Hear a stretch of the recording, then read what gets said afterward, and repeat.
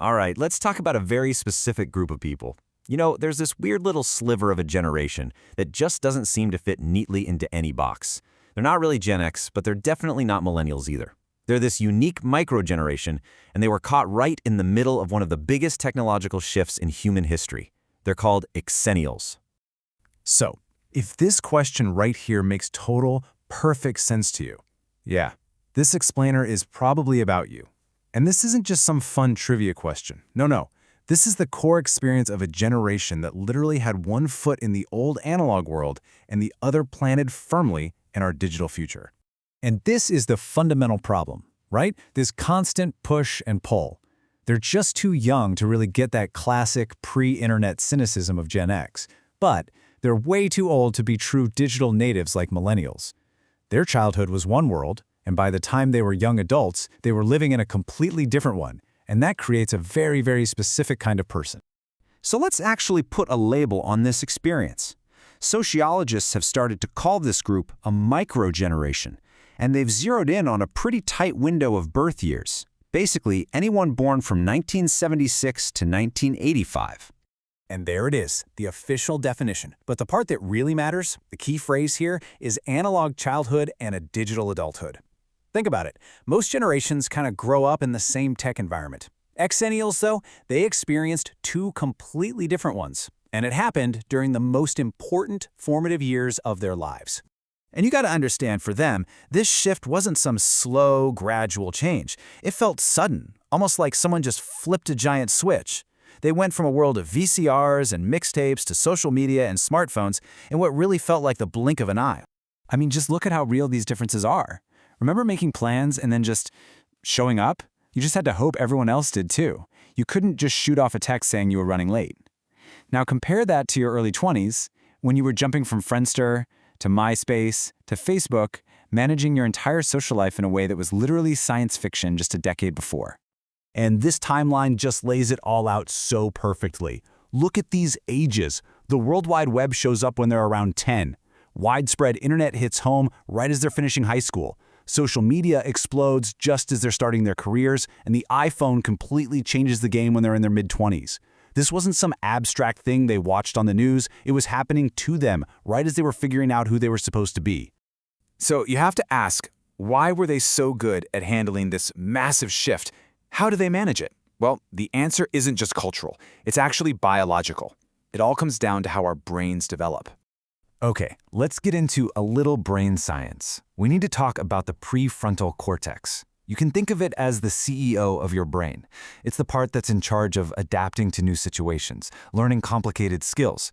Basically, it's what lets you figure out new software or navigate a new social scene. And that brings us to the magic number 25. Turns out, this part of your brain doesn't fully lock in and mature until you're about 25. This means Xennials were right in the middle of this high plasticity window. Their brains were basically like sponges, still incredibly flexible, right when the digital revolution was taking off. They were young enough to learn it all like it was second nature, but just old enough to remember what life was like before it all happened. But living through something like that, it doesn't just give you skills. It leaves a mark. It gives you this very strange combination of what you could call a deep scar and some pretty incredible superpowers. Let's start with the scar. Imagine this. You're just getting your career off the ground, trying to get some footing in the professional world, and then, bam, the 2008 financial crisis hits. And for them, this wasn't just a headline. It was a personal economic trauma that completely shaped how they think about jobs, about money, and about security, even to this day. But on the flip side of that coin, you get these amazing superpowers.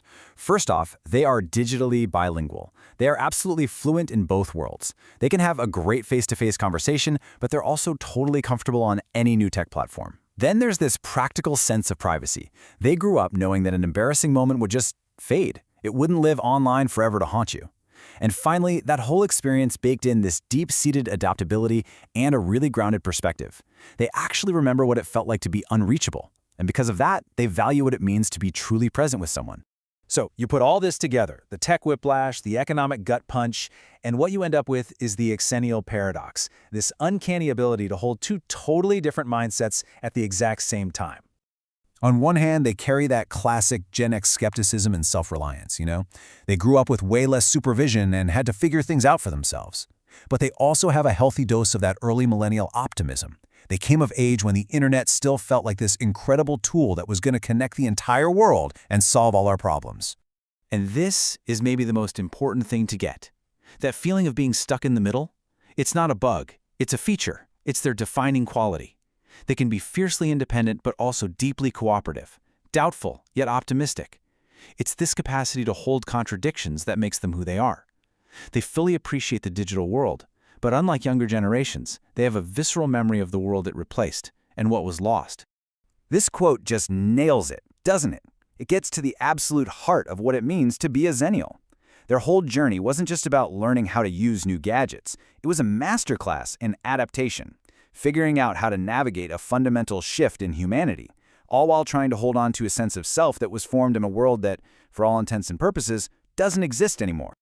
And that really just leaves us with one final thought to chew on. In our world today, which feels like it's changing faster and faster every single day, maybe the experience of this little microgeneration isn't just some historical fun fact. Maybe it's a roadmap. What really is the value of having a foot planted firmly in two different worlds? That's a question for all of us to think about.